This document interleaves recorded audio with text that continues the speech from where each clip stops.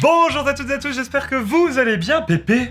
Arnaud, Mais t'es là. Arnaud, mais je suis là. là. Je suis téléporté jusque dans le studio de Frandroid, absolument incroyable, comme ça, dans une vidéo YouTube absolument incroyable, sur des choses incroyables. Vous avez même pas idée comme c'est incroyable. Merci, bonjour tout le monde. Nous allons parler aujourd'hui de la 8K et de l'avenir des téléviseurs et de l'écologie des téléviseurs. Pépé, tu vas tout nous dire et vous, nous avez posé vos questions. Alors c'est parti. Allez, première question Pépé. Alors, est-ce que la 8K, ça a une vraie utilité et une différence à l'œil contre la 4K? Alors d'abord, il faut savoir que la définition 8K, je dis à chaque fois, c'est pas une technologie par exemple, c'est une définition d'image. C'est-à-dire qu'en effet, la définition d'image 8K, ça peut être sur un téléviseur OLED, ça peut être sur du micro-LED, ça peut être sur du LCD, ça on s'en fout, une caméra, c'est une définition d'image. Ce n'est pas une technologie particulière. Alors le truc, c'est que il faut partir, comme tu le dis si bien, poser le décor. Le décor, c'est quoi? C'est, il y a maintenant, je crois, 27 ou 28 ans au Japon, quand on a créé, entre guillemets, cette définition Ultra HD 4K, en même temps, on a créé 4 fois plus de pixels, le 8K. Donc la 8K, c'est littéralement la 4K x 4. C'est 4 fois plus de pixels et 2 fois plus de définition. C'est 2 fois plus en horizontal et en vertical, ce qui fait 4 fois plus de pixels. Je sais que c'est... En total, ouais. En ouais. total. Sur la superficie en mètres carrés. Voilà, donc on peut considérer qu'il y a une précision accrue. Moi, la première fois que j'ai vu une définition 8K, c'était en 2013. Au CES de Las Vegas, c'était Sharp qui était promoteur de la 8K au Japon, et j'ai vu l'image 8K sur un téléviseur qui était 85 pouces, un truc comme ça, un truc de folie. Les gars étaient là, Pipi-Ji-san, come and see. Moi j'ai dit come and see. J'étais là avec les gars de Sharp, il dit look at it. Et moi je dis mais c'est quoi, c'est de la 3D? Non, c'est notre 3D, c'est de la définition 8K tournée en 8K avec des caméras Sharp. Je dis you're kidding me. Il dit no kidding. Et ce que j'avais remarqué avec une captation 8K, j'entends, hein, c'est que on gagnait des plans en profondeur. C'est-à-dire que j'ai l'impression que c'était la 3D. Immersion. Voilà, c'est la 3D. J'ai dit mais c'est la 3D sans lunettes? Non, c'est la définition qui est comme ça. Donc c'était la base avec une caméra professionnelle, diffusée avec un téléviseur géant professionnel. On parlait pas d'autre chose à ce moment-là. Donc le 8K, enfin la définition 8K bien utilisée, crée une profondeur d'image absolument dingue. Là, on est en professionnel pour le moment. Oui. Et après, ils ont décidé, bon an mal an, de dire est-ce que le grand public serait pas intéressé? Et puis on enchaîne. Attends, mais la 8K, tu me dis oui, on peut la diffuser, tu gagnes en profondeur et tout, mais faut la capter. Et alors, comment on fait pour capter de la 8K? Enfin, c'est des caméras très spéciales. Est-ce que des émissions télé, genre le JT de TF1, il peut arriver en 8K chez moi si j'ai un téléviseur 8K? Alors, d'abord, il faut commencer tout de suite. Immédiatement, ça va nous aider pour l'éco-responsabilité. Il faut scinder en deux l'Asie, les restes du monde. Je ne vois pas d'autre solution pour qu'on puisse commencer à en parler. Puisque l'Asie, notamment la Corée du Sud, on en parlera avec Samsung, notamment le Japon. Au Japon, la NHK, qui est donc la plus grande chaîne télé. Leur TF1 c'est leur TF1, novateur de tous les côtés, avant-gardiste. Le Japon a lancé la diffusion de la 8K en décembre 2018. Et nous, ça sera en décembre 2028. C'est pas prévu. 2038 même. C'est pas prévu. Alors tout est découlé de là, puisque la NHK a dit, moi je vais donc capter les émissions comme le JT en 8K. Ouais. Ils ont un canal particulier, donc une chaîne télé. C'est-à-dire qu'ils ont changé leur parc de caméras, etc. Yes. Ah ouais. Ils ont travaillé avec Sharp, avec Fujinon, et qui ont travaillé les optiques, qui ont travaillé les caméras différemment. On a travaillé également un truc auquel on ne pense pas, le maquillage. Et depuis donc décembre 2018, les Japonais peuvent avoir certaines émissions de la NHK. Ils ont une chaîne qui depuis doit tourner 16 heures par jour, les émissions en 8K. Pour l'occasion, ils avaient remasterisé 2 millions d'essais de l'espace en 8K. Donc ils avaient rescanné sur 10 mm. Et ils l'ont diffusé comme un film du samedi soir ou du dimanche soir sur TF1. Diffusion 2001 en 8K au Japon vers satellite. Oh là là. Et donné comme ça aux gens qui avaient déjà les décodeurs Sharp. Ils recevaient donc la 8K de la NHK et les émissions télé et des reportages animaliers ou des trucs comme ça. Tout est prêt au Japon, d'autant plus c'est utilisé. Donc au Japon, donc tu me dis que c'est prêt, mais alors là si tu me parles de ça, ça veut dire que chez nous, il n'y a rien qui est prêt. Oui, mais ça explique pourquoi on a les téléviseurs. Ce sont des marques asiatiques qui font les téléviseurs 8K. Oui. Ils les font pourquoi? Parce que en effet, en Asie, il y a de la 8K. Oui, mais alors pourquoi ils arrivent chez nous les téléviseurs 8K si on peut pas regarder de notre JT de TF1 Je suis en tout à 8K? fait d'accord avec toi, mais ils sont arrivés chez nous et Dieu sait que Samsung a été le premier à balancer les téléviseurs 8K. Oui, je m'en Pourquoi? souviens. C'est des marques asiatiques. Donc ils ont commencé à les balancer en disant vous avez pas encore de 8K, mais on a la boîte secrète qui s'appelle l'upscale. C'est ça là, le deuxième truc que tu voulais dire. Je voulais dire ça, c'est l'effet qui se coule. Quand on a balancé les premiers téléviseurs Ultra HD 4K, c'était il y a très très longtemps. Est-ce qu'il y avait des sources 4K? Non, très peu. Qu'est-ce qu'il y avait sur... Et c'est récent en fait les sources 4K avec Qu'est-ce qu'il y avait sur le YouTube. téléviseur pour pouvoir avoir de la 4K? C'est arrivé récemment avec Netflix, Disney+. Oui, d'abord il y avait etc. l'upscale. Oui, voilà, il y avait On l'upscale. est exactement avec un calque de ce qui s'est passé à l'arrivée du Ultra HD 4K. C'est-à-dire Ok. que les produits arrivent avant les programmes parce que les fabricants, eux, sont censés pouvoir fournir des équipements à la production, à la post-prod. Alors, Pépé, j'enchaîne. Mais Est-ce oui. que tu peux m'expliquer techniquement qu'est-ce que c'est que l'upscale? Alors l'upscale, ça marche avec n'importe quoi. C'est-à-dire que tu prends une source, tu as par exemple un écran qui est 1080p. Tout ce Donc qui HD. Full HD. Full HD, non, pas HD, HD. Tout ce qui n'est pas HD en entrée va être mis à l'échelle HD. C'est-à-dire c'est upscale. Et ça, c'est le plus gros travail de tous les fabricants dans le monde depuis 3 ans, puisqu'ils savent très très bien qu'il n'y a pas les sources. Donc ils ont introduit des tas de choses, quelles que soient les marques, un upscale de plus en plus performant qui part avec une intelligence artificielle qui analyse les images en temps réel, qui permet justement de ne plus avoir le crénelage, l'aliasing. Et ça, c'était les premiers upscale. Mais quand tu connais la différence entre ce qui s'est passé il y a 10 ans et maintenant, c'est hallucinant. Et c'est tout le travail qui permet à ces fabricants, Ouais. entre guillemets, de nous enfumer royalement en disant « Vous n'avez pas les sources, nous on a les processeurs ». Ils vont dire, de toute façon, nous, notre boulot, c'est pas de produire les programmes, c'est de produire des produits capables de diffuser les programmes de maintenant et de demain. C'est ce qu'ils vont vous répondre. Mais du coup, Pépé, à quelle taille d'écran la 8K est utile? Est-ce que la 8K à 47 pouces a un intérêt? Samsung va vous répondre oui, alors les points sont serrés, l'image est plus belle. Moi je vous dis franchement, qu'en dessous de 65 pouces, je vois pas l'utilité. Et même justement, l'idée de base des Japonais à l'époque, quand on avait fait les premières démos Sharp en 2013, l'écran il faisait 85 pouces.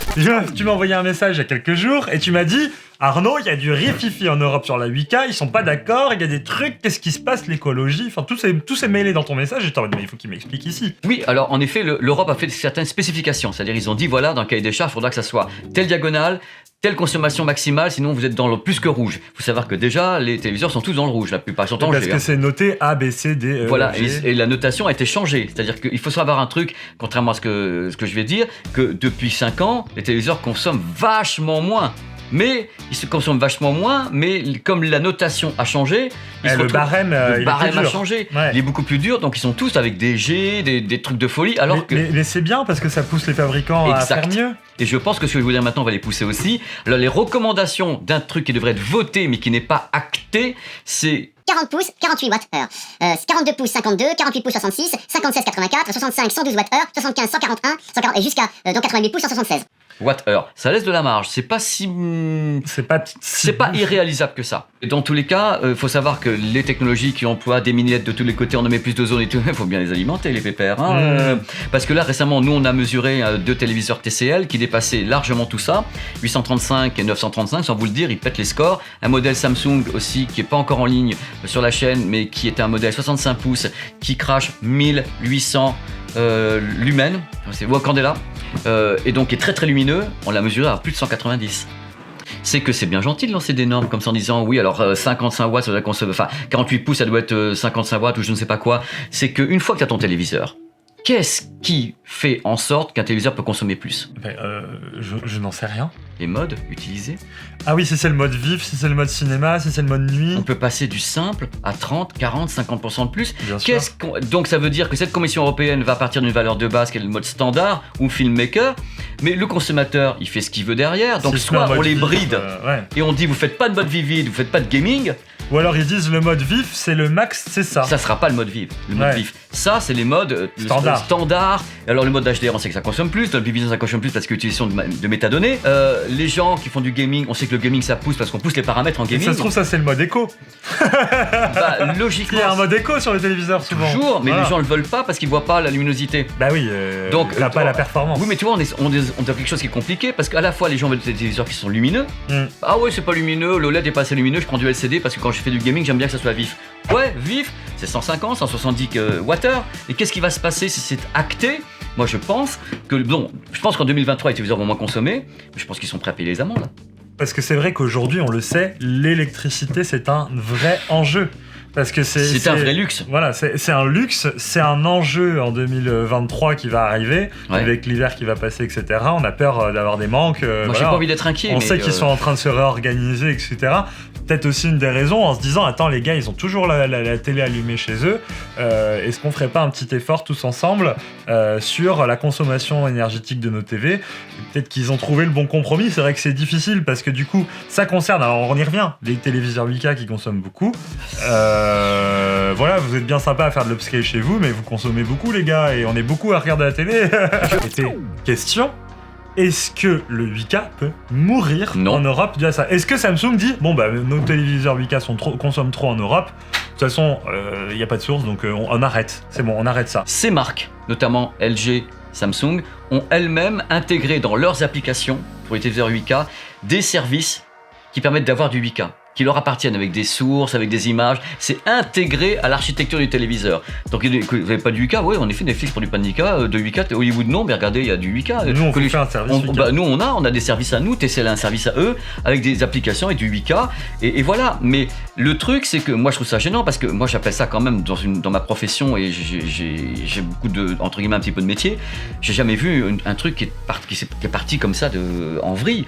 C'est-à-dire c'était pas prévu comme ça. C'était pas prévu qu'on ait l'annulation des JO de Tokyo, c'était pas prévu que les fabricants balancent des produits en Europe. En théorie, la 8K devrait arriver. Elle aurait dû être là depuis 2 ans. Ouais. Mais tout a été stoppé, et encore une fois, la production ne s'est pas arrêtée, loin de là. On produit, mais on diffuse en 4. Et même en 1080p. Est-ce que la loi demande aux téléviseurs de consommer moins que ça, sinon ils sont pas en vente? Non. C'est quoi? C'est juste amende? Ça, je ne sais pas. Il y a une phrase absolument atroce qui a été traduite, mais j'ai besoin de savoir si elle a été confirmée. Éliminer les produits les moins performants du marché. Voilà, donc il parle pas de performance image, il parle de performance énergétique. C'est-à-dire que, en effet, s'il y a le mot éliminer les produits les moins performants, moi ça veut rien dire la phrase. Ça veut dire quoi? Ça veut dire pour moi c'est on sort du marché ceux qui consomment trop. Mais oui, mais ça veut pas dire qu'ils sont moins performants, ça veut dire qu'ils consomment trop. C'est-à-dire en effet, c'est les téléviseurs les plus performants qui consomment. Oui. Qu'est-ce que tu fais? T'as des OLED que les gens veulent. Il y a eu le même problème sur. Il y a eu le même problème sur le marché du frigo, du lave-linge et tout. Il y a eu un moment, ils ont dit attends, vos frigos ils sont bien sympas, mais ils consomment une blinde. Vous nous supprimez tout ça et nous, sinon, on vous met des LED, c'est G quoi, G énergétique. Voilà, moi ce que je pense, mais là j'ai pas de boule de cristal, c'est qu'en effet, peut-être une loi va passer. Si elle passe, ils annoncent mars 2023. Si elle passe, c'est une alerte. C'est pas une interdiction. Oui, ça va être progressif. Tu peux pas demander à une industrie de tout changer en 6 mois. Non. Donc c'est une alerte, il dit on vous laisse 1 an ou 2 ans ou 3 ans, ça va être pour que ça soit dégressif. Oui. Ça c'est une mise en garde parce que c'est ni plus ni moins qu'une mise en garde de l'Union européenne qui dit voilà attention, ça passera pas, on vous a dans le viseur, dans le collimateur. À mon avis, c'est pas une sanction immédiate au 4 mars, on va tous vous interdire. C'est attention, maintenant on est en surveillance et à partir du mois de mars 2023, on va vérifier que vous faites de vrais efforts sur les générations à venir et que ça doit chuter drastiquement. Vous avez votre objectif ici par rapport à la diagonale et les consommations. Maintenant, c'est ce qu'on vous demande de tenir. Ils peuvent pas exiger au 1er avril que toutes les marques aient changé leur mode de fonctionnement d'un téléviseur. Non. Ça sera pas immédiat, mais alerte. C'est ça. On s'y met, allez. Allez, on y va franco. Ouais. C'est tout. TP, question suivante. Et l'audio dans tout ça, parce que dans un téléviseur, il y a la dalle, mais il y a aussi l'audio qui consomme. Est-ce que la technique, ça pourrait pas juste être, on enlève les haut-parleurs et puis ça va moins consommer dans la dalle? Je trouve que c'est une super question. Parce que vraiment, quand on voit ce qui se passe actuellement avec les téléviseurs depuis 2 ans notamment, c'est-à-dire qu'on commence à mettre du Dolby Atmos, du DTS, il y a des gens qui rajoutent les barres collées au téléviseur à l'intérieur, enfin des barres intégrées. Philips qui fait ça là. Philips, avec Bowers & Wilkins. Ils ont une barre de son collée au téléviseur. Et Panasonic avec une cheminée Dolby Atmos derrière, donc le truc déjà à 2 fois 80 watts et tout. Il est vrai que dans les normes, il est évident que la consommation électrique est également liée au volume sonore et au type d'installation. Et les téléviseurs qui sont très grands ont plus de haut-parleurs, plus de puissance, donc on peut dire qu'ils rentrent dans ce qu'on peut dire. Mais est-ce qu'en effet, on va pas balancer des téléviseurs de grande taille avec des haut-parleurs de plus en plus petits en disant achetez un truc à côté, on vous le vend en option à pas cher? Ça serait une solution pour truander entre guillemets la norme en enlevant une partie de la partie audio. Parce que ça enlèverait de la consommation énergétique. Quand on commence à attaquer les trucs à 2x30, 2x40, 2x50 watts chez Philips et autres ou chez Panasonic, oui, ça va commencer à consommer grave. Je pense qu'on peut faire des concessions là-dessus et en effet, sachant que les ventes, même de petites barres de son à 200 € se portent très très bien chez Sony et autres, les gens sauront dire mon système audio, je vais payer le téléviseur en plus moins cher parce qu'ils peuvent très bien dire on met un peu moins d'audio dessus, on fait moins cher, on consomme moins et le public sera certainement content de quelquefois pas avoir à faire aux sections audio même de téléviseur actuel et prendre une petite barre de soutien avec un petit subwoofer à 250 €, 300 € et être très heureux avec ça. Voilà. Parce qu'il y a beaucoup de gens qui achètent une télé, on va dire entrée de gamme, et qui achètent quand même une barre de son. Petite barre. Voilà, C'est ce que j'appelle les barres de son de soutien. Voilà, ça va donner un peu de son, un peu de punch, Voilà, ça balance la avoir musique. des meilleurs dialogues. Voilà. Les gens veulent avoir des meilleurs dialogues, donc rajoute un petit truc. Et je pense que ça serait une façon de faire en sorte qu'ils consomment moins ces téléviseurs. Et que donc ça rentre un peu plus dans les cordes, ce qui sera demandé peut-être à partir de mars 2023. Merci Pépé de nous avoir éclairé un petit peu. C'est vrai que moi j'avais entendu parler du sujet, mais j'avais pas tous ces petits trucs, voilà, qui racontent un peu l'histoire autour de la 8K et pourquoi tout le monde s'est dit la 8K est morte. Bah ça m'a fait plaisir de faire ce numéro de Ask parce que vraiment d'abord ça me passionne. Et je pense qu'il se passe un truc important dans le monde justement des téléviseurs et de la façon dont on consomme les images. C'est un tournant, ça. C'est un tournant. Et ce que je trouve intéressant, c'est qu'il y a presque de la politique là-dedans, là où c'est de la tech et généralement ils laissent un peu ça de côté. Parce qu'il y a de l'écologie en même temps, donc il y a des enjeux politiques derrière. Il y a également, il faut en même temps un peu préserver l'industrie tout en la mettant en garde. C'est compliqué de se mettre toute l'Asie à dos parce qu'après tout, toutes les marques asiatiques sont concernées par cette peut-être future loi européenne. C'est toute là, c'est pas uniquement Apple. Là, c'est tous ceux qui sont en face et c'est pas des petits, quoi. Donc, tu vois, c'est un enjeu qui est gigantesque. On rappelle, Samsung, c'est 1/8 du PIB coréen. Et puis, il y a pas Samsung, il y a LG, Sony, TCL qui est gigantesque. Voilà. C'est des marques gigantesques. Ouais, totalement. Donc, merci encore, c'était trop cool. N'hésitez pas à nous dire dans les commentaires ce que vous pensez de ce sujet-là. Je suis sûr que vous avez tous une opinion, donc donnez-nous-la. Ouais. Et nous, on essaiera de réagir dans les prochains numéros de Ask avec toi, Pépé. Et puis, évidemment, on va parler plein d'autres sujets. Il y a plein de sujets à aborder. Et puis, moi, j'attends le CES maintenant pour savoir justement ce que vont faire les fabricants à Las Vegas, qu'est-ce qu'ils vont montrer. Parce qu'ils sont obligés de réagir à ça. Ils sont obligés. Ils peuvent pas rester. Ils peuvent pas, la tête dans le sable, c'est fini. Voilà. Bon, allez, ciao tout le monde. Ciao, c'était un plaisir.